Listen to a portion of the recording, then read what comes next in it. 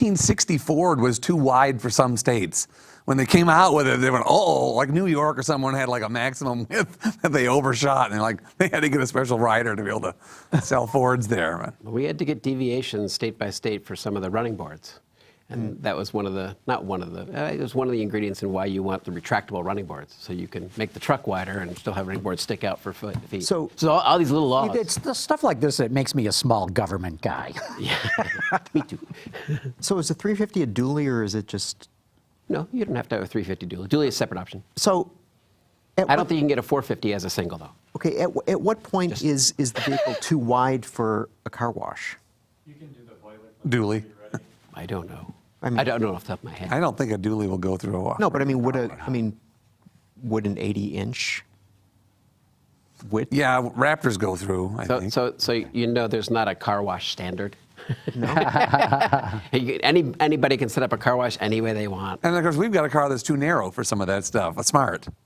Oh, yeah. A lot of the racks are like, uh-oh, you know.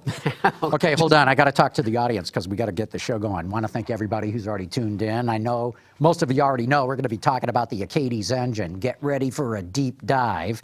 And if you got any questions, shoot us an email. Send it to viewermail@autoline.tv. And a number of you have already sent in questions. We'll also take phone calls, and the number is up on the screen now, 620-288-6546, and we'll get going momentarily.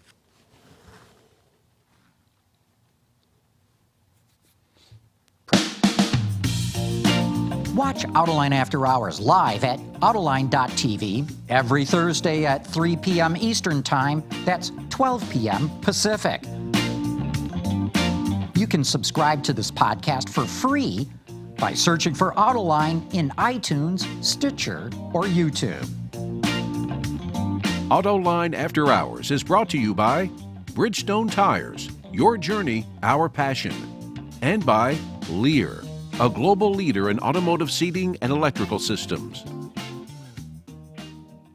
All right, another glorious Autoline After Hours. Mr. Vasilash, good to have you here. How are you? I'm doing pretty good. Good. You know, this week I was out driving the Ram, and a couple brand new Ram. Brand new Ram. A couple weeks ago on Autoline this week, we had Jim Morrison and Ryan Nagode, the head of Ram brand and the chief interior designer, and I saw those guys this week, and they were very complimentary about the show. But, you know, I really got this sense from them that there's a certain confidence that they have now at Ram, and I thought that was refreshing. It's like they no longer have something that they need to prove. Yeah. We need to talk about that a little bit later in the show, because I'd like to follow up on that. But first, we got to let everybody know Frank Markus is back in the studio from Motor Trend Magazine. Great to have you here as always. Always happy to be here. Yeah, and we especially appreciate your technical expertise, because our special guest today is David Johnson, the CEO of Achates Power, and we want to talk about this Achates engine. So, David, welcome back to the show. Thanks for having me. Glad to be here. Really great, and I like to talk about it, so no problem. As you know. Okay, this is, I think, what, the third or fourth time you've either been on this show or on the TV show. Mm-hmm. When the hell is this damn engine going to be at a spot when I can drive it? This one? Yeah. Or all of them? Well, so we're any of them. So, okay, so you know, we're in the engine business generically, not just automotive, right? Mm-hmm. So there are applications from, this is actually our small engine, the one we're talking about today, but our biggest engine's in production now. So that's with Fairbanks Morris. They make off-road power engines, 5,000 horsepower engines for power generation. No kidding. I didn't realize. They're in production, in use. Production. What, in mining equipment? Production and sale, right? So they launched at Power Gen in Las Vegas on December 5th. And they've got an all-new opposed piston engine. Get this. 12 cylinders, 24 pistons, 24 fuel injectors, 2 long crankshafts, making 5,000 horsepower. What's the peak RPM on that baby? They run at 900 RPM and 1,000 RPM. So it's 900 for 60 hertz and 1,000 for 50 hertz. Yeah, power generation. The tachometer only moves a little bit. Yeah, so the Navy uses these. There's used for backup power, used for power generation, oil, gas exploration, places where you can't get power. So they're licensing this from you. They've licensed technology from us. We signed the agreement back in 2013. So that kind of gives you the idea of the gestation period, right? From getting together and starting a project to when it's available for production and sale. Okay. And their production cycle's on the order of a year. So sign up now, and you get an engine for a year from now. What kind of engine did that replace, and how does its efficiency compare? So the really cool thing for us about Fairbanks Morris is that they've been making opposed piston engines since the 1930s. Right? So we just collaborated. We had been doing all this technology development to modernize the opposed piston engine. They had an older opposed piston engine, so we modernized it. Okay. That's the simple way of saying it. The reality of it is we redesigned the whole engine in collaboration with them. I don't think there's a part on the engine that's the same as it was before. So everything got a little modification to bring it to a modern state of development. And they're advertising that product as best in class in the market worldwide. And the efficiency, was there a percentage you can share? 25% improvement in efficiency. They went from Tier 2 emissions to Tier 4 emissions, and they also improved the power density, so power output of the engine went up too. So a really big change for them, and it's made big waves in the power gen market. So you can get one right now, John, no problem. But the automotive, automotive is a little more challenging with all the transient operation and fit in the vehicle and things like that. And the companies we're working with, there aren't any automotive opposed piston engines that are in production that we can simply modernize. So we are talking about a transformation. It takes a little longer, but we're real happy with how the company's developing, how the technology is developing. The results in the test cell are good, so we got a lot of great things to be proud of. Okay, so you're actually testing the engines that, and so let everybody know, we've got a Ford F-150 in here with an Achates engine. Good-looking truck. But it's only a demo, right? The engine doesn't really run, does it? Well, the engine that's in that truck has not run, but its kissing cousin that's in our test cell in San Diego runs every day. Okay. Right, and we built 5 prototypes, and so we'll have them running on various test stands. And there's work to be done in the development cycle. The engines aren't just design it and put it into production. There's a lot of development activity that has to be undertaken, and so that's what we're doing now. And so far so good. It's really proven to be a great design. And now we do the development. It's very interesting in development for engines to see where you start and where you finish and how much you can improve through the development cycle. Okay, you had this truck with that engine on display at the Detroit Auto Show. Everybody in town must have walked by it. What are they telling you? Yeah, so 800,000 people went to the show, and I think 799,000 of them saw the engine in this. Okay, stand. but I'm not concerned. I don't care about the public in this case. Yeah. I want to know, what about the powertrain people, GM, Ford, Chrysler, Toyota, Nissan, Hyundai, all the people who are in town here? Yeah, we were a popular stand with those people too. So we had a lot of traffic from all the right people, and we're excited about those projects that are already underway. And when are you going to sign an agreement with one of the major automakers? Well, so I have this problem, John, that I don't get to talk about such things. I would really like to talk about the agreements I've already signed and tell you about which agreement will be next. And frankly, it's a little bit of I got to keep the secrets of my customers. Okay, can you answer this way? Yeah. In 2017 at the North American Auto Show, you said that a company had signed to produce it. Were you then referring to this power generation outfit, or was that a light duty engine that you were talking about? Yeah, so I can tell you that the customers that we had signed included the one that's now in production, but there are others that are on their way. So unfortunately, But you had said tooling. Listen, were they the ones that were I would tooling? love to. Okay, I would love tell to. us this. It's killing me. Can you ask me some other question? No. Do you have a potential licensee for an automotive application like you've got the engine in this truck? Like it, yes. So supposedly General Motors is going to make some big announcement about an unconventional kind of engine. That's good for them. Okay. Yeah. Is it good for I'm you? just reading your body language. Yeah, no, I worked at Ford and GM, and basically, these companies, they talk about what is for sale or just about to be for sale. So that's their normal business. That's the way they've got to roll. And so it's, sorry. Okay. I know, Okay, it's unsatisfying. Okay, so the engine in this is a 2.7, right? 2.7 liter, 3-cylinder. And so tell us why, say, Ford might be interested in having that engine in the F-150 rather than the 6 or the 8 that they have, or the forthcoming diesel. So, glad to. Thank you for the question, Gary. Basically, because I got you off of John's. Yeah, thank you.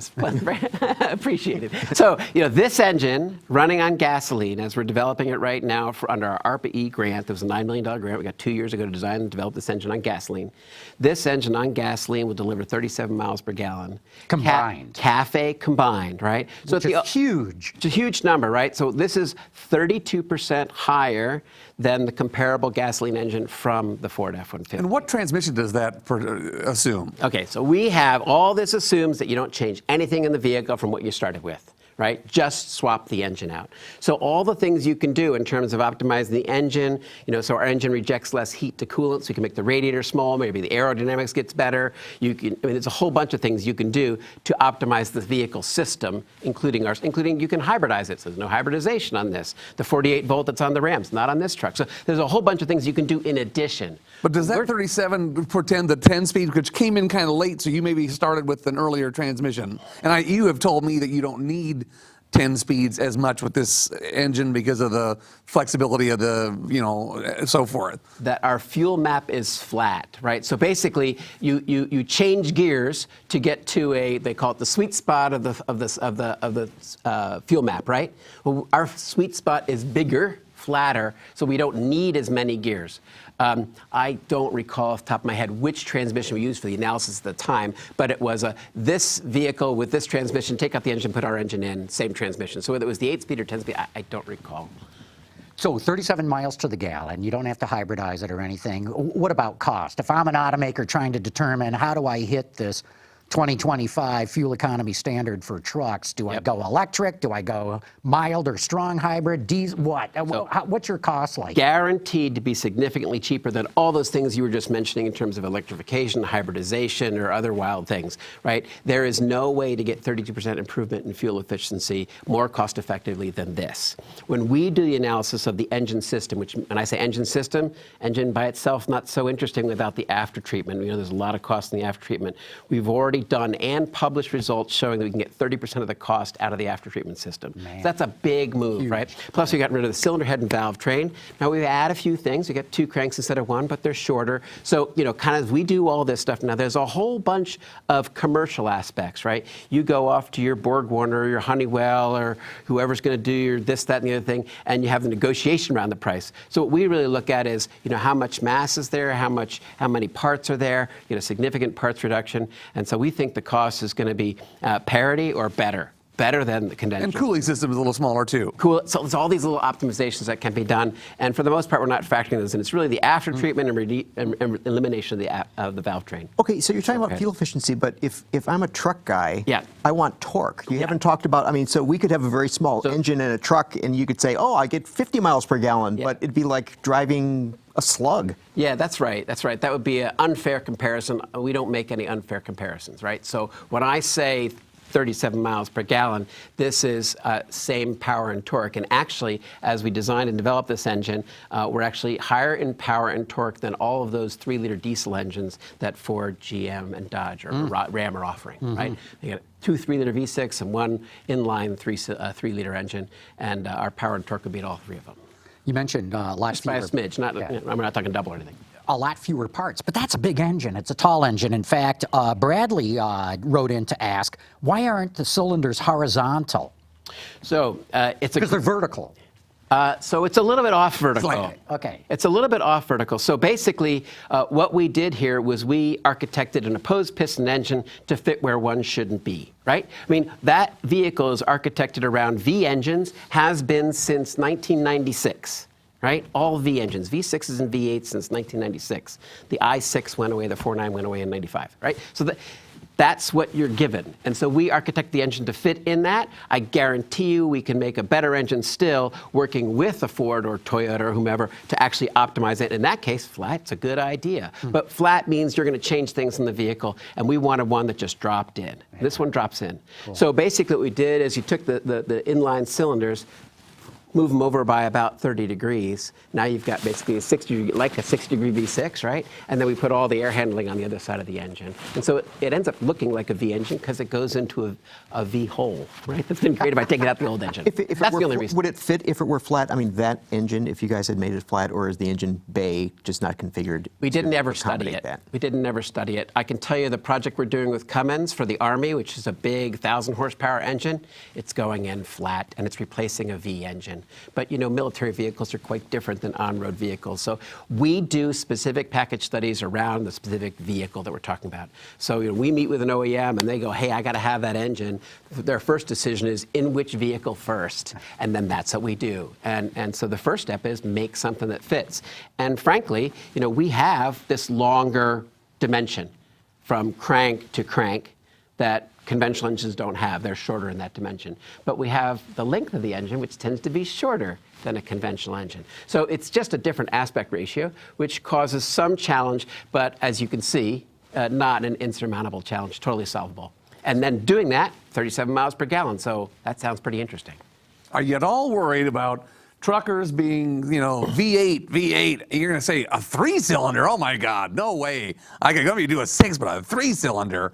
So I think Ford has completely debunked that with the EcoBoost, right? Their V8 rates are way down. When I was at Ford, we had the 4.2 liter V6. It was like 10% mix, so it was 90% V8s back in the day.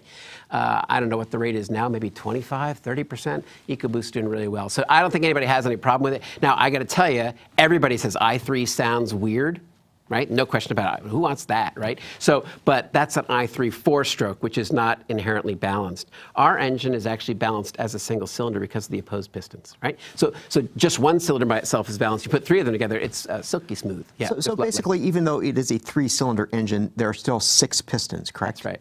So I mean, and also 6 injectors. So it's very so when you compare our 3-cylinder, 6-piston, 6 injectors to a V6. Now, Ford's V6 has 12 injectors, so we actually have 6 less. But a lot of V6s just have 6 injectors, so it seems like a fair comparison. And that's where we kind of say, hey, on that piece, piston cost about the same, injector cost about the same. Mm-hmm. Yeah. You guys also had a big announcement this week. The California Air Resources Board is granting $7 million to fit one of your engines into a Class 8 semi, right? That's right. And I'll give you another little piece of news that goes along with that. We're really excited about this project. We're going to put another demonstrator vehicle on the road, quite at the other end of the spectrum from this one, right? All the way up to Class 8 truck. But we also got $2 million from the local air districts in California. So places like the South Coast Air District, which includes the LA Basin and Riverside and so forth, and the San Joaquin Valley in California, have non-attainment zones for NOx. And so they're really interested in lower NOx. And this project that we're getting kicked off, $7 million from CARB, $2 million from the air districts, $9 million in total grant funding. We'll produce a truck with our engine in it that has 90% lower NOx than today's federal standard and 15% lower CO2, so 15% better fuel efficiency than the current standard. Will this So be a diesel better engine? and better diesel engine, yeah. it's- Because the ultra low NOx standard, as you know, is being achieved with natural gas engines, spark ignited, you trade off some performance and you add a whole bunch of cost, and you can get to ultra low NOx, but it doesn't really deliver what the truckers need. Yeah. in terms Have of performance. you haven't announced which, or are you working with a Class 8 OEM? We have a great set of partners, and I would love to be in a position to announce that. Okay. But that announcement is a few days away, so watch your news feeds. Okay. so It's this coming. is going to be a truck in fleet use by 2020. That's right. 2 of them actually. We're going to build 2. So John, in 2020, California. No. I want to go drive this Get your engine. CDL. Get your CDL. Let's go. Yeah. Up I'm the more grapevine. interested in Frank probably has one. No. Hey, also on the truck that we've got here in the studio, you got some interesting stickers on the side of the truck. You've got Delphi Technologies, Argonne National Laboratory, and Aramco. So clearly, I'm guessing, are they sponsors, supporters, funders? Why do you have them associated with your project? Yeah, it's a great question. Thanks for asking. So I'm really happy about the stickers. The truck's turned out beautiful. We're taking this truck next week to Washington, D.C., to the ARPA-E Energy Innovation Summit. They have this annually to go through all sorts of projects and have discussions around energy and how to get to the next level. So ARPA-E is really the funding source for this project, for the I would say for the engine, and specifically gasoline compressor ignition. So that was an award we got 2 years ago from ARPA-E, and when we applied for that project to ARPA-E, Delphi and Argonne National Labs are our partners. So Delphi is providing the fuel system for this, and I'll give you a new word, cramshaft. So on our upper crankshaft, we have a couple of cam lobes that drive the fuel pumps from Delphi for our fuel system. So it's a crankshaft and a camshaft all in one. They're our partner, doing great work for us. They're a leader in GCI technology. They've been working on it for years under DOE grants and on their own. And so we basically took, it's kind of like Reese's Cups, right? It's the peanut butter and the chocolate and makes it even better. So what about their skip-fire technology? Looking at that from Delphi? the Tula technology stuff? Right. Basically, turning off injectors is something we can do. Skip fire is a very interesting technology. It's very exciting for them. We don't have to have the active fuel management, the variable valve timing, turning off that stuff. So there's potential there, but no, I can say we haven't looked at it. Didn't mean to interrupt you. No Talk problem. about Argonne. What do they? Yes, so Argonne National Labs has these massive computers and great competency in combustion CFD.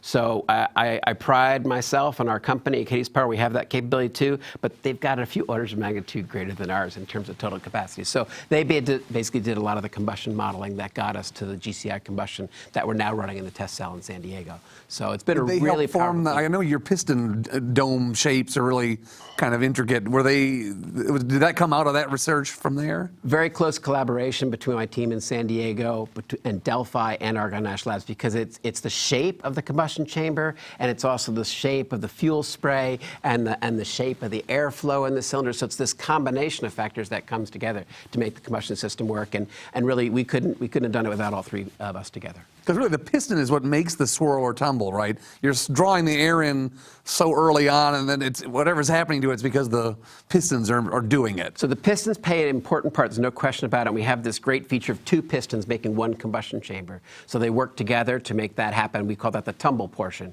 But actually, it's the liner itself that creates the swirl. So when the pistons are out beyond the cylinder ports, it's the shape of the port geometry exactly that creates the swirling motion that then gets converted to tumble right when the pistons come together. So it's quite a dance of the air to bring it all together, but that's a really we got a important schematic of that running right now. Yeah, Okay. so that's right. So when the pistons are at their long portion that travel out, and you can see the ports open up, it's the ports that create the swirling motion that we're trying to show there with the blue and red lines, the blue being fresh air and the red being exhaust gas. Is the liner have some pattern machined into it, or is it a straight liner? Well, it's a pretty straight liner because we want the rings to conform really well. But I mean, there is a bore hone that's very important, but it's a proprietary bore hone, and yeah, so we don't end up talking a lot that. Mm-hmm. Got to buy an engine and tear into it someday right. to see. But that causes the Sandy swirl. Monroe can tell you about that in a while. So tear down specialist. No. So the port geometry creates the swirl. Okay. So it's the air rushing into the cylinder, actually pressurized by the supercharger and turbocharger, going through those veins that creates the swirling motion. Okay, one last sticker on the car. Yeah. Aramco. Oh, Why did Aramco. they come on board? Well, what we found was we kind of bumped into each other over the years, and they did. For those who don't know, Aramco is the Arabian oil company. Saudi Arabian oil company. They make 1 out of 8 barrels of oil. They've got 80 years of reserves. They're the biggest oil company in the world. Great people, but they're in the business also of finding better and cleaner ways to use their oil. So they've got a research center just around the corner from you here, John, up in Novi. And they're they had set about trying to say, what can we do to improve the internal combustion engine? And they had a list, and one of those things on their list they found was the opposed piston engine. They'd done their own research, their own analysis, said opposed piston engine, and then they said, but there's that company, Achates Power, so we got together and we walked them through what we've already done, and decided that really we had very aligned objectives and very keen interest to do similar types of thing, and yet we had complementary skill sets. So the kind of lab that they have in Michigan, we don't have the kind of capabilities they have with respect to controls and after treatment we didn't have. They've got a chassis dyno we don't have. So there was a really good complementary aspect of the two companies come together. So that's working really well for us. We're really excited about that partnership. Hey. And there's a knock-on effect too that eventually we'll get around to how do we adjust the fuel to make the fuel and the engine optimum together. Interesting, right? yeah. Because I know other automakers, GM and Ford, are calling for much higher octane gasoline than what we have right now. Yeah, so I think that's good for spark ignition, not so interesting for me. Okay. That's a good position to be in when we don't have to hear. Hey, Neil from Normal, Illinois wrote in to remind us that when we had John Jariga on this show a few weeks back, he's the director of powertrain for Hyundai Kia, very familiar or aware of the Achates engine, but he had questions about being able to reach NOx levels. And so Neil wrote in to say, ask David Johnson about that concern. Yeah, it's actually, it was very exciting for us. We basically solved this problem for diesel fuel in 2010, and we've been publishing results since then. So the 2010 results were steady state results, but very compelling, where we had the emissions that you need to have on both NOx, PM, hydrocarbons, and CO. No fair to just do one. You got to do all four, right? And better efficiency. So that was kind of a watershed moment for Engine out, or? That's engine out. Yeah. And we all know in the industry, so on an engine out basis, what do you have to What's have that to mean, maintain? engine out? Before the after treatment system. Oh, okay. Right? Got So it. you can measure that. Some people call it feed gas, right? So it's that level of emissions that's coming out of the engine before it goes to that little chemical factory underneath that we call after treatment, right?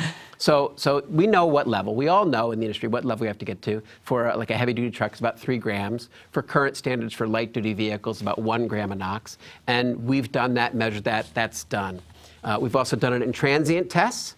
And then really exciting, actually, part of our announcement and our work on the heavy-duty Class 8 truck that we just announced recently, the CARB funding, is we're actually going to meet this ultra-low NOx standard, which is nearly a full order of magnitude, or actually a full order of magnitude less, 90% less, from 0.2 to 0.02 grams. So, yeah, we have a really a good system for addressing NOx.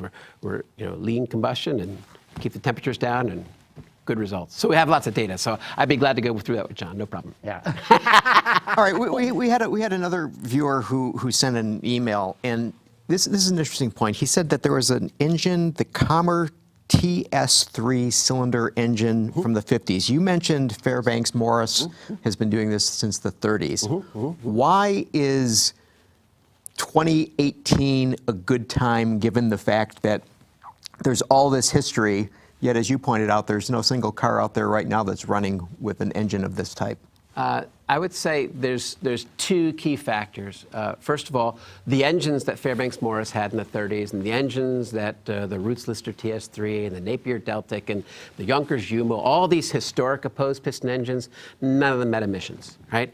And they weren't, I would say, of modern standards, right? So in terms of durability, reliability, quietness, all these things that we expect engines to do today, they didn't do. So that's actually what we've been working on at Achates Power, is taking these historic engines that had benefits for fuel efficiency and fuel efficiency and power density, and making them meet emissions and delivering even more fuel efficiency and lower emissions. And the reason we're able to do that is we're actually taking all the technologies that have been developed for 4-stroke engines, modern turbocharging, modern common rail high-pressure fuel injection, closed-loop combustion control, and feedback algorithms, and engine control units that weren't available. All that technology that's been developed on 4-stroke engines and applying it to the opposed piston 2-stroke engine. And it's a packaging boon compared to that Commer, too, which I think had rockers and a single crankshaft underneath, and it was a gigantic, crazy package. Yeah, someone called it a folded crank, which sounds like a really bad idea, Yeah. and is, yeah. Yeah, so one of the things we did when we started the company is we looked at lots of different architectures, and the architecture that we settled on, the ones in this truck, is, I would say, traditional. We call it a Junkers Jumo, so the German style with 2 crankshafts and 2 pistons. And I saw you had Don Runkle on here. It's not like that at all. So we don't have He was very 3 cylinders. complimentary of you guys. Yeah, no, we get along great, and he's a great guy. But we don't have that architecture, and I would say that architecture, and I think Don mentioned it, was really problematic for Ecomotors. Yeah. We have a very standard architecture with a ton of innovation, modernization on top of it.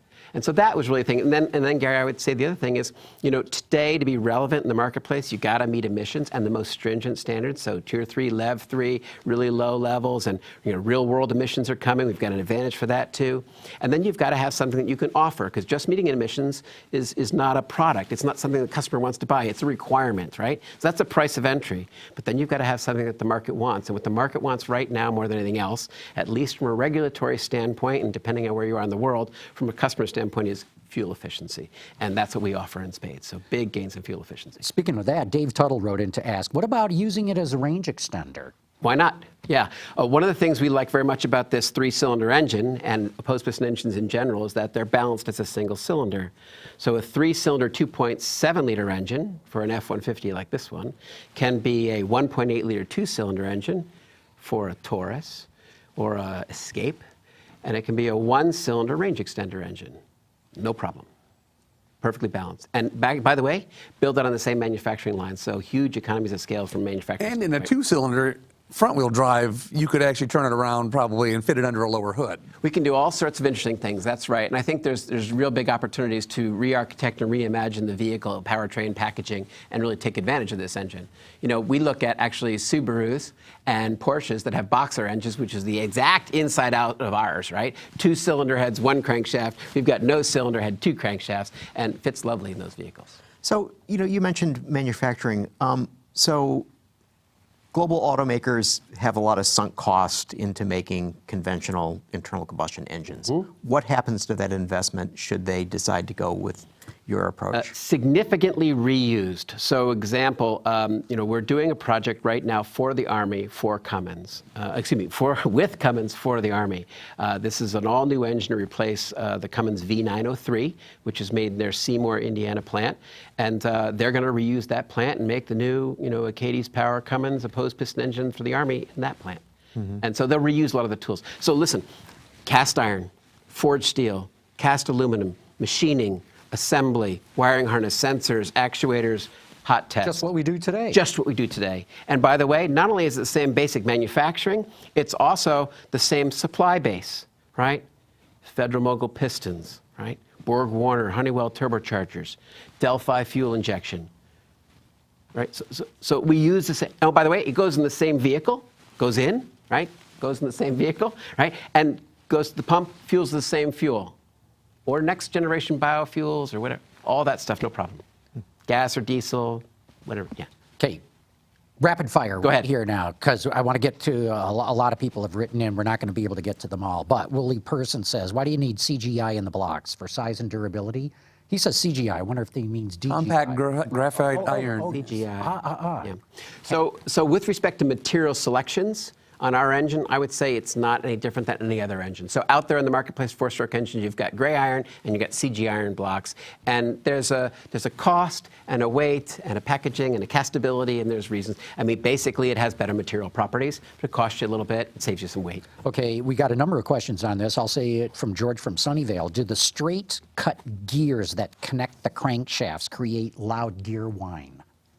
I would say no. We do have a challenge with respect to the gear train that we've significantly solved, and that is the gear rattle, basically. So we have torsionals on the gear trains. Everybody knows about this, and we've done specific work to solve it. That's actually what Achates Power was all about, is taking the unique challenges of opposed piston two-stroke engines and solving them. And then one by one, we've done that. So this engine's packaged with a 3-gear gear train, and we've run it in the test cell, and we like what we hear very much. Tom Lisinski wants to know, how do you lubricate the upper crank and bearings?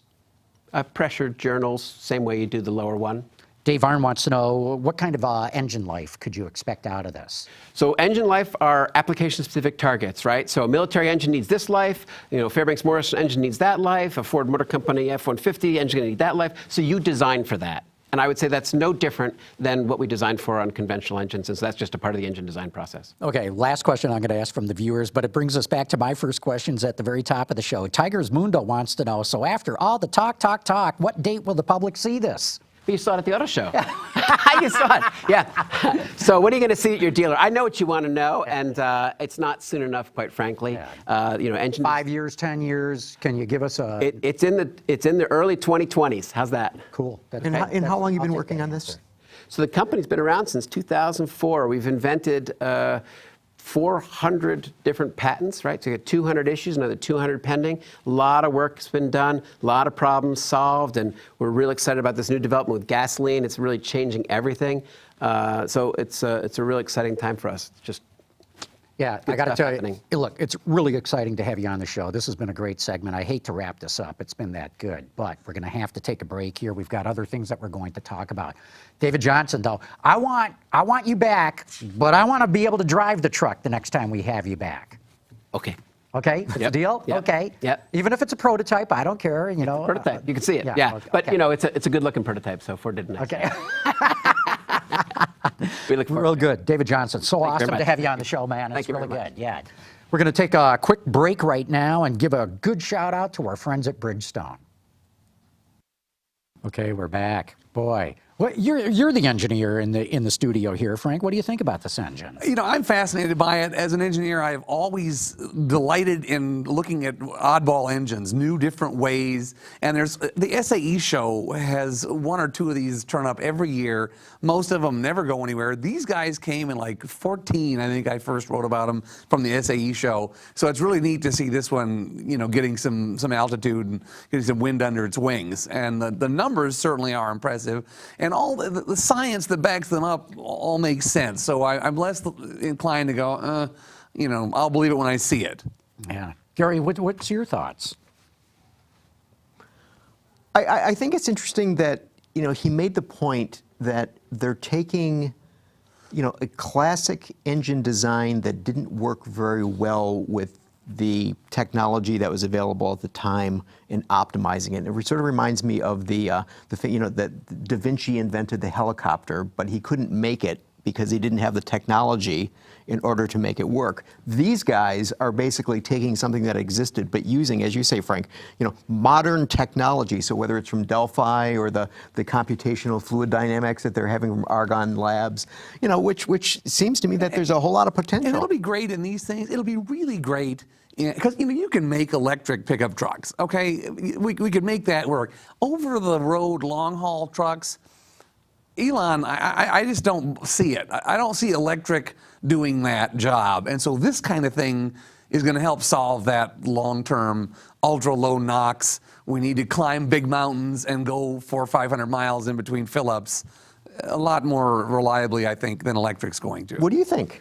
No, I love your point, Gary, that, you know, they've taken an old engine, you know, that goes back to the 30s and said, hey, wait a minute, let's put fuel injection, let's put computer controls on it, let's do CFD, let's do all this stuff. And yeah, why not? I think it's very clever of them to go back in history. In fact, I would recommend everybody in the auto industry ought to go spend some time in automotive museums and look at what was done in the past, because I swear to God, if they didn't invent it, they thought of everything by 1908. They just didn't have electronics or plastics or some of the metallurgy that we have today. But And they the thought of computational that. fluid dynamics. They thought of that, right? Yeah, and that, right. So more power to them. I think it'd be brilliant if this thing absolutely comes to fruition, meets all the goals and the like. Because I'm like you, Frank. I'm a little bit skeptical about electrics. I love driving electric cars. I will never call them zero-emission vehicles, though, because the batteries are so energy-intensive to manufacture, and nobody knows how to recycle these things in volume.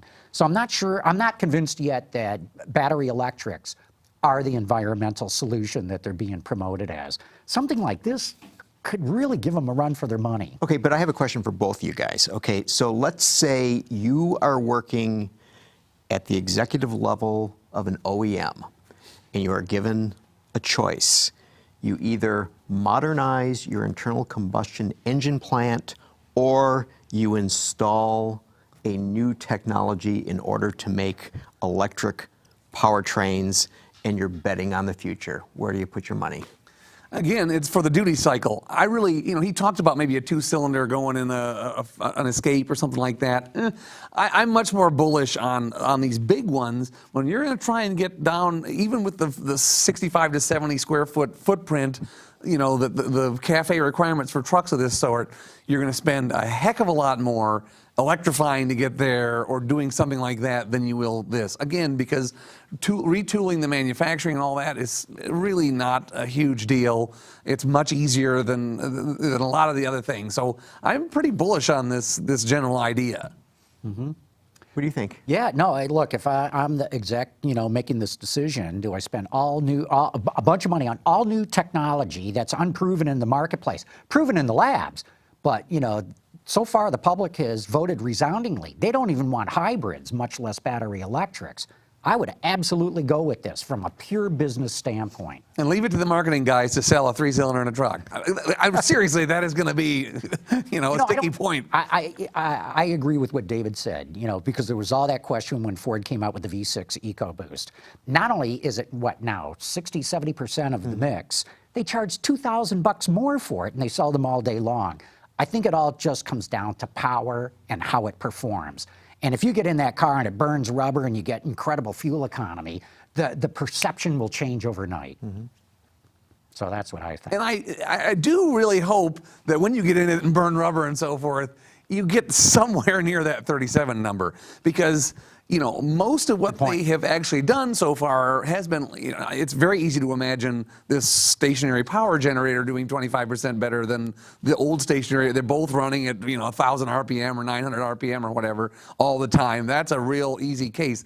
The transients, because it's the same thing with EcoBoost, right? I mean, they have great EPA numbers, but if you drive them, you can either drive them Eco or Boost, and most people choose Boost, and you don't get the number on the window sticker. Yeah, That's great. So hopefully this won't be, subject to quite that same variability, and I have a lot of reason to expect it won't, because so much of it is not, we've just downsized it and we're letting the turbo take over. No, we're not losing all that heat into the water jacket, through the cylinder head and all that kind of thing. So there's so much efficiency built into the thing that doesn't rely. The turbo and the supercharger are not making a lot of boost. Those are there just for scavenging and get the air in there and whatever, but it's not running 25 pounds of boost or anything like that for an engine like this, I don't think so. Okay, on to the next part of the show, which is time for Dr. Data. Okay, so this one, easy-ish. Okay, so last Good. week, last week, Dustin Walsh got it right off the bat in that one. I'm hoping that you guys will not do this, but okay. So Carmen, could you please bring up the first item? Okay, so this is Detroit mano a mano, where somebody versus somebody. Okay, so we have 1380 and 1388. So what might those two numbers signify? Okay, and I'll give a clue. It has to do with last month's sales. Oh. Okay.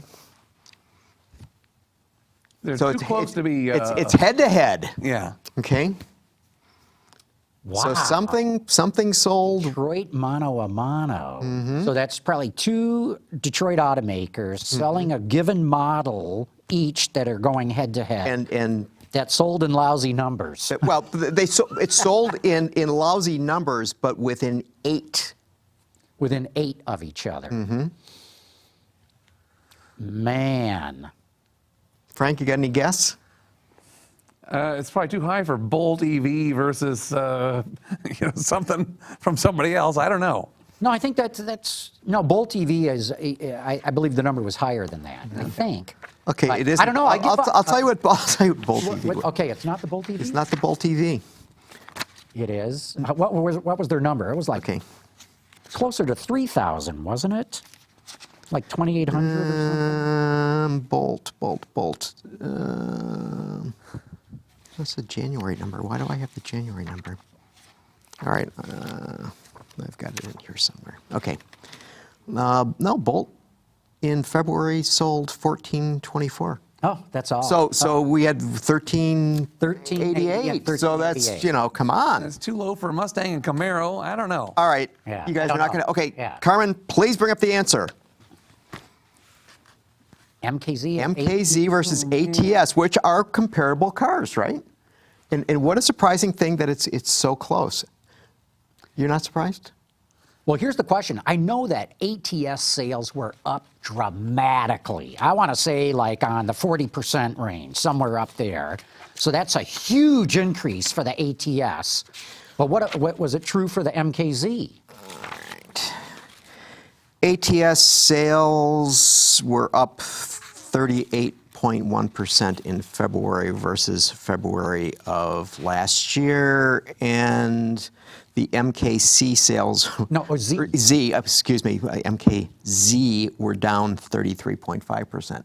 So one went way up, one went way down, but they're within 8 units of one another. Yeah. So then I started looking at other things. So actually, Cadillac is doing pretty well. They had a great month last So month. Escalade was at 1675 and Navigator was at 1063.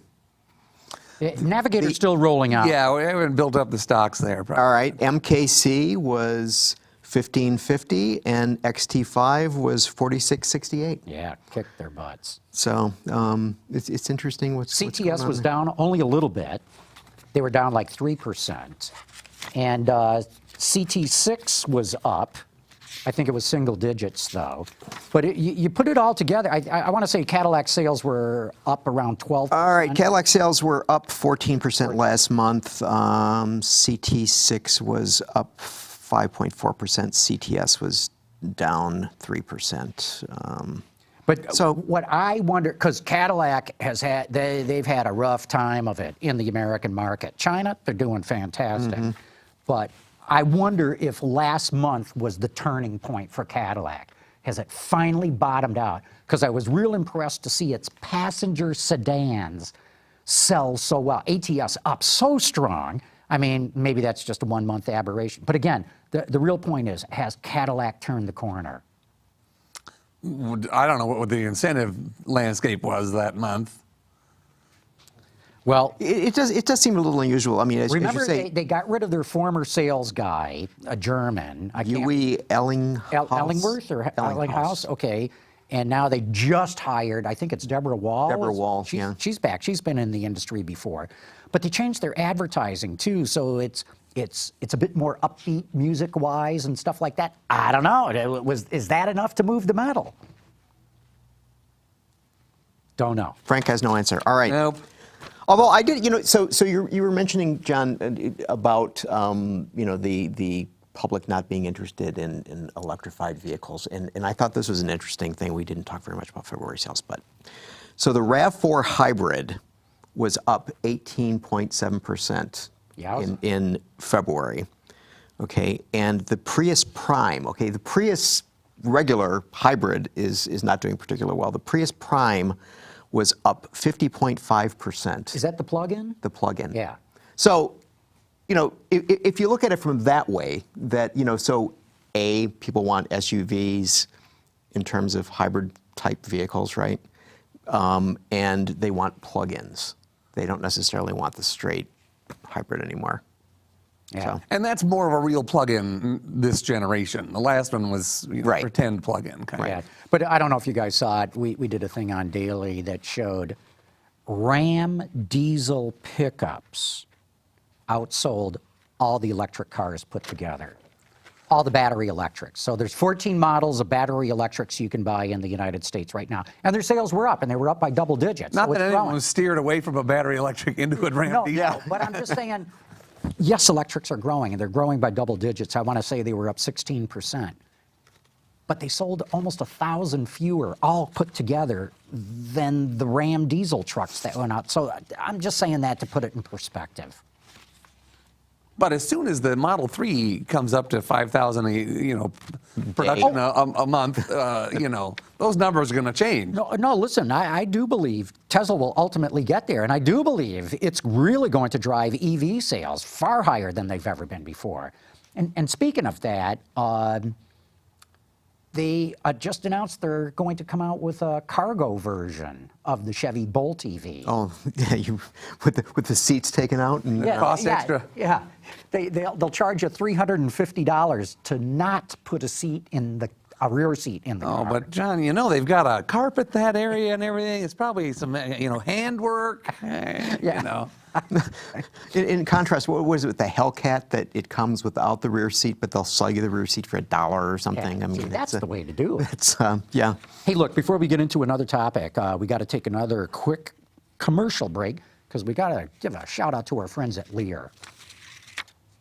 Lear Connexus offers a parental controls application with geofencing that sends notifications regarding driving behavior and location, including curfew alerts, acceleration alerts, and speed alerts. All delivered to a smartphone application that includes vehicle location, driver notifications, and a report card of driving history, including notifications when predefined geographic boundaries are crossed. For more information, visit Lear.com. All right, we're back. Talking all things automotive. Hey, by the way, Ben Penna wrote in to say, love your show from Canada. I'm only a third way through watching all the episodes. Binging us. That's great. We've always had very strong following in Canada. So thanks for your comments, Ben. Much appreciated. Okay, Gary, what else is on the list? All right, Edmunds came out with the 2018 loyalty report, and it's got some fascinating information in this thing. And we're talking about cars, and we're talking about SUVs, and we're talking even about trucks. And so, speaking of trucks and SUVs, that for the first time they discovered, looking at their data, and so they're basically going back to 2007, and this is through 2017, that they found that for the first time that SUV owners are more loyal to SUVs than truck owners are loyal to trucks. Now, admittedly, this is only by 1%. Okay, so 75% of SUV owners buy another SUV. Margin of error.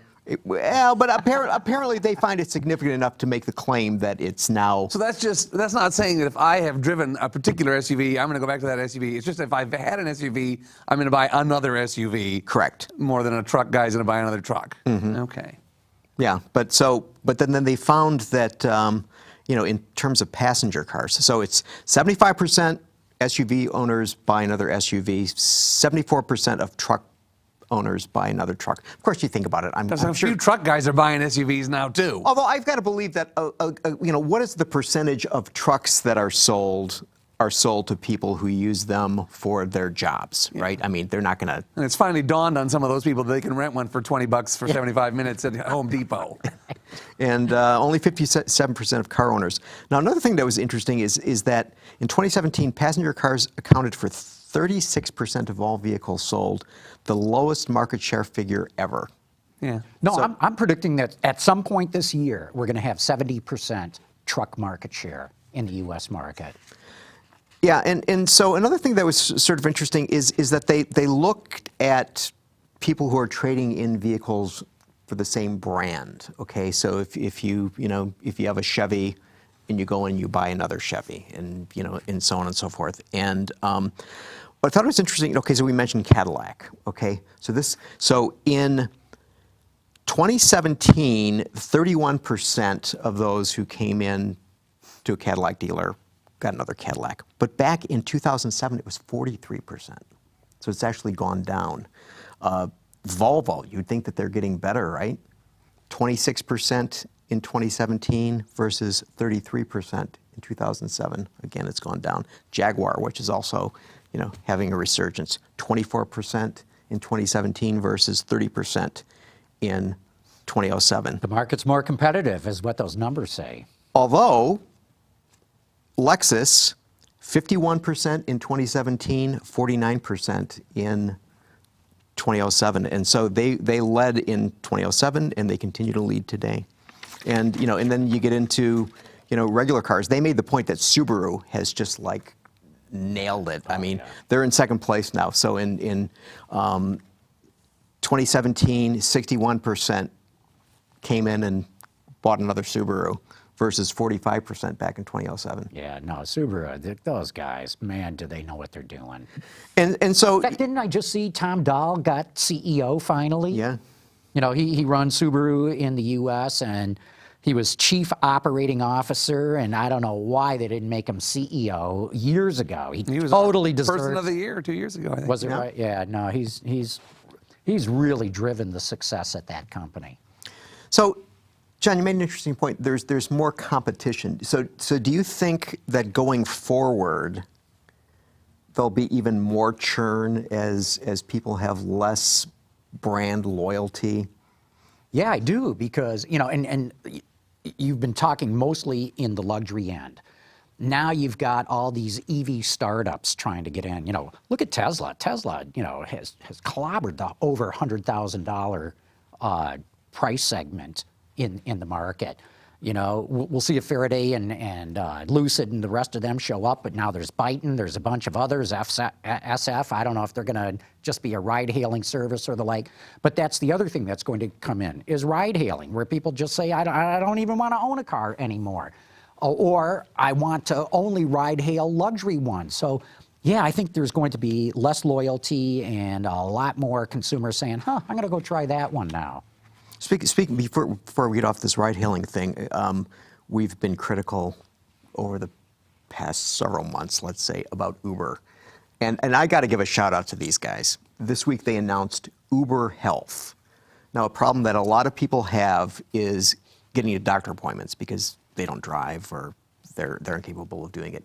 And so they've established this new system that basically is not by the individual, but it's by the healthcare provider. So let's say it's by Beaumont Hospital, and they realize that they have X number of people that are not going to be able to get to their doctor's appointments, and apparently the numbers in the millions of people that miss their appointments because they just don't drive. And so what they've done is their Uber is working with these providers, and they're providing the means by which the vehicles can be scheduled to go get the people and bring them to their appointments and back.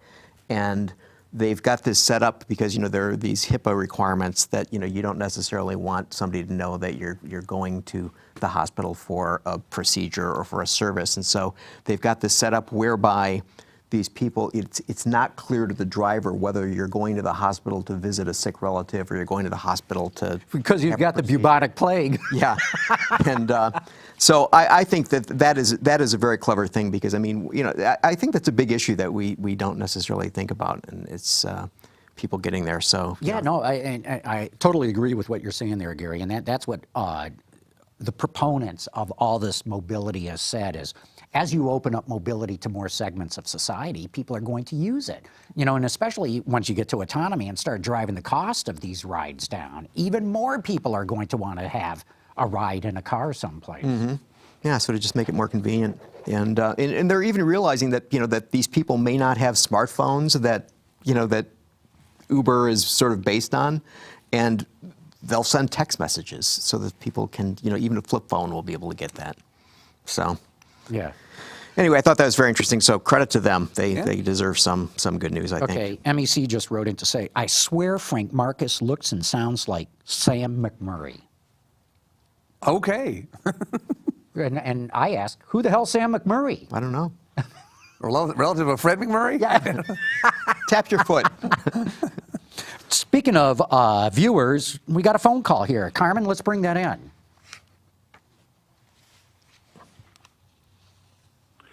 Hi, John. The invited guests. This is Dale Leonard out of Cleveland, Ohio. This question doesn't apply to the Achates engine, but it's something I would like your and Gary's opinion on. Ford has its Transit Connect, and FCA is using the Fiat version for their ProMaster City. Instead of partnering with Nissan, don't you feel that Chevy should have its own version of the smaller delivery van? Just something I've been wondering about. Great show as always. Take care. Bye-bye. Yeah, thanks for the call, Dale, and completely agree with you. Except for the fact if they had Opel, they would have one. Opel was on its way out the door when Yeah. all that was going on, so. Yeah, an even bigger puzzle to me, and they just solved it, was why Chevrolet was not in the medium-duty market. Ford makes a boatload of money on its trucks in that segment. So does Ram. Well, they finally just announced unveiled their trucks this week. That's probably where their money has been going, is where you can make a lot of money.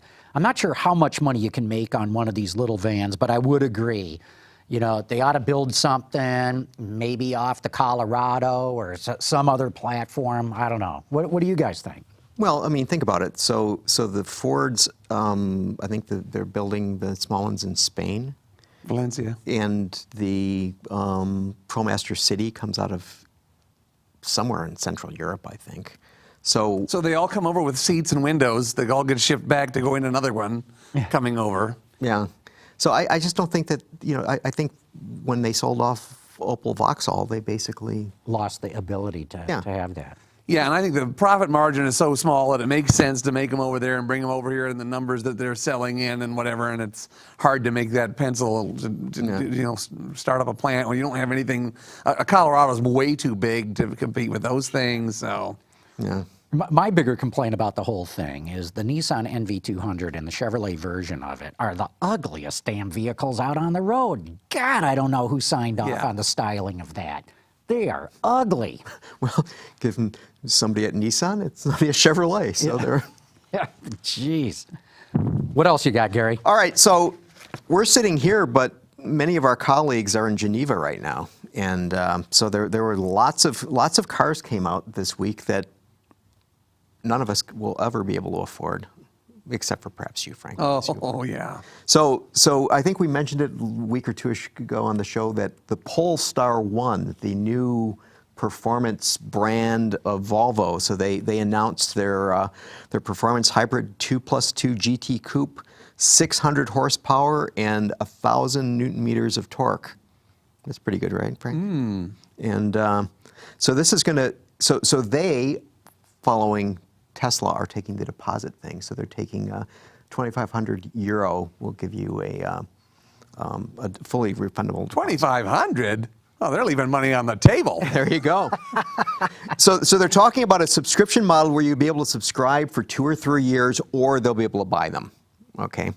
So I thought that was an interesting car, but it has nothing on the new Bugatti. How do you pronounce it? Chiron, Chiron, I think. Okay, so it's a Chiron Sport. And so basically this is a 1,500 horsepower vehicle that is lighter because they have new wheels on it, and so it handles better. And this can be had for a mere $3.26 million. That's including transport, customs duty. What kind of taxes. deposits are they taking on that one? They're not taking deposits. You got to buy one, Frank. It's got to be. So what else came out that was? Supra. Is it just me, or am I just getting jaded about all these super high performance, super exotic, way out of the price range of every? It's like I don't care about them anymore. Am I just getting old? Maybe. Yeah. But that's my favorite thing about the Geneva show, and I'm very sad I didn't get to go this year, is you troll around that upper level up there, and there's all these, Spania, some Spanish supercar made in Barcelona. We never see them or hear of them over here, but they're sell all 3. They turn up over there. And I even wrote a column one time, a couple of years ago. I went there, and they had a couple of fascinating new technologies, nano carbon in the batteries and so forth. And but there's always Koenigsegg brings its latest. I haven't heard from them for a long time. Have not heard of nano flow cell, and that's the other thing. These guys show up. With really good hair. With really good hair and teeth. And to me, it's just an investor scam. Hey, put money in our company and we're going to build these things and make a bunch of money, and then you never see them again. Yeah. Well, and that's an interesting technology. I wrote a column on that one too. Yeah. It's just not going to happen because you refuel it in minutes at a station with fluid. They never said what that fluid was, though. Well, you can look it up and whatever. It's Salt water. Well, it's 2 sides. There's an anode fluid. You had 2 of these big tanks, Right. and of course, when you're done, you end up with something that's not usable. It has to be pumped back out. You're like, hard to see that infrastructure really catching on. Not for vehicles. I think for power generation, there may be Actually, an you application. can plug it in and redissociate it back into the tanks. That's another option, but that takes a really long time. So, yeah, I'm not totally sold on that one. But Geneva is quite clearly a place where not only they have the Swiss bank accounts, but they have these cars that you need to drain your Swiss bank account in order to buy. And, Detroit, Chicago, New York, But for regular folks, the Toyota Supra, broke cover in sort of a race car form there, but you could kind of squint the wings and flares off of it and see what that thing's going to look like. So when do you think that thing will be here as a car that you or I could buy? Oh, sure. When? Oh, I don't know. Coming up, though. Look, if it's racing, it's got to be homologated, right? So that tells me it's going to be in production within a year. Yeah, it's the longest rollout since the TC by Maserati, which came to about 14 auto shows, too, before that thing came out. So the Supra is the thing that Toyota's working with BMW on? Yes. And what is BMW doing with theirs? Z4. Okay. Yeah, and of course, everyone is saying that Roadster market is shrinking like crazy. SLK isn't being renewed, and so it's interesting to see these 2 guys coming in with that. But It's a halo car. And, Sure. Akio Toyota, and there's he's a car guy. It's hard to pencil the value of that in conventional terms. So someone makes the decision, we need it, and there we go. Yeah. Do they need it? I think so. But as you pointed out on Daily about the sales of Accord versus the Camry. Oh, yeah, no, I was stunned. So Camry, which, It seems to me that is more, and I'm putting this in air quotes, sports-oriented in terms of the look. It's more of a driver's car than compared to the Camry. Right. And so does that play into his success, or do you think it's just all the leases Something's and going on fleet because sales? Accord sales are down 21%. Camry sales are up 22%. So Steve Kincaid from Honda, said, "Hey, look, Camry's got 3 times the incentives we do," and somebody else pointed out, and they're pumping up fleet sales. And Honda doesn't do any of those. And they don't. None. No, that's right. And is that pipeline completely saturated Well, yet? that's a good point, because Camry has 44 days supply of inventory at dealerships. Accord is 105 days. So that tells me the explanation is not just that Camry has a bunch of incentives and fleet sales going for it. There's something that's causing sales of the Accord to go down. Maybe it's the CR-V. Maybe it's the Yeah, but the Civic. but the I don't know. But the RAV4 is selling like crazy. The RAV4 is No, I think we're going to have to watch how this goes, but I'd say the early signs are not good for the Accord. Which is really a shame, because you drive those 2 cars back to back, and there's just really no. I thought it was very close. For me, it was a hard decision for North American Car of the Year to go. Which do I go with? I went with the Accord. I liked the Accord. At our Car of the Year testing, everything from the door slam sound to the way it went down the road, we just really preferred the. But Gary's got a good Accord. point. You guys are all enthusiasts, and the people who buy those cars, by and large, especially those who buy the Camry, I would not classify as enthusiasts. Yeah, but I mean, you got the safety and reliability nailed. They got the resale value nailed. I mean, Honda is just top shelf, the gold standard on that stuff. And Yeah. Although I did see, because I had to look it up, Accord is only top safety pick. Camry is top safety pick plus from a safety rating, but it all comes down to the headlights. Okay, but who goes into the dealer and says, "Are you really top safety pick plus, or are you merely top safety?" I don't know. I would suspect Honda and Toyota buyers are more likely to ask about that than others. I think old Volvo buyers are more. Yeah, that's right. Okay, we're getting down to the very end here. We've got one more question here that I think we should get to, and it's probably for you, Frank. Free Happy Bob wants to know, will the 2019 Ford Fusion Sport get the second-gen 2.7-liter EcoBoost engine? well, I mean, it probably makes sense. You don't want to keep old engines and new engines out there, but I don't have any direct knowledge on that. So. Okay. Will this be the last Fusion? You wouldn't want to bet against that assumption. No, that's right. Yeah. I mean, Fiesta, Focus, Fusion, what do they get rid of? They got to keep at least one, I would think. Wouldn't you keep the Focus because it has good European sales? More of a global car, yeah. Maybe. I don't know. Have you driven the EcoSport? No, I haven't. No, me neither. Have you? Speaking of really soft launches, that's like the Envision. You remember that thing snuck into the But I market, think no that one was drove deliberate. it. I think, they wanted to do it on the QT because it's coming from China. Yeah. They didn't want all these articles from journalists going, right. But the Ford EcoSport, it just mind-boggling how. It's coming from India. Well, it's coming from India, but I mean, they were in showrooms with no advertising, no kind of support, none whatsoever, although the sales weren't that bad. I don't know if you got I've the got it, yeah. EcoSport sales. They sold a couple of thousand. Accidental of them. sales of EcoSports was having to be this high. No, they sold 2,300 units. That's not a bad number for something that's getting zero support in the marketplace. None of us has driven it. No, right.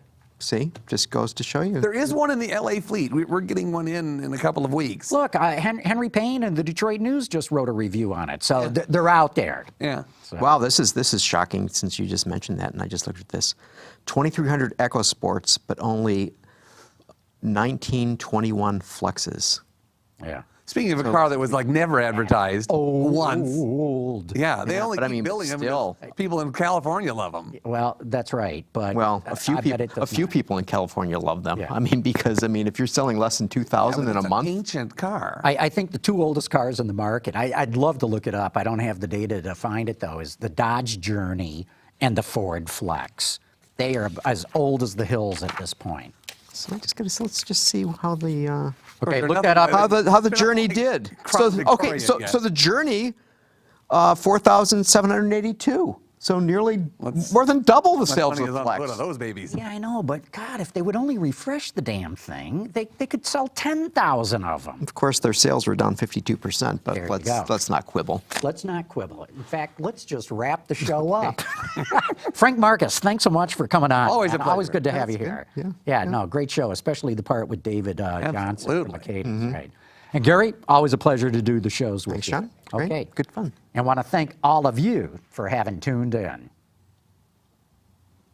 Autoline After Hours is brought to you by Bridgestone Tires, your journey, our passion, and by Lear, a global leader in automotive seating and electrical systems. Visit our website, Autoline.tv, where you can watch us live Thursday afternoons. Get your daily fix with Autoline Daily and in-depth analysis and interviews with Autoline This Week. There's all that and much more at Autoline.tv.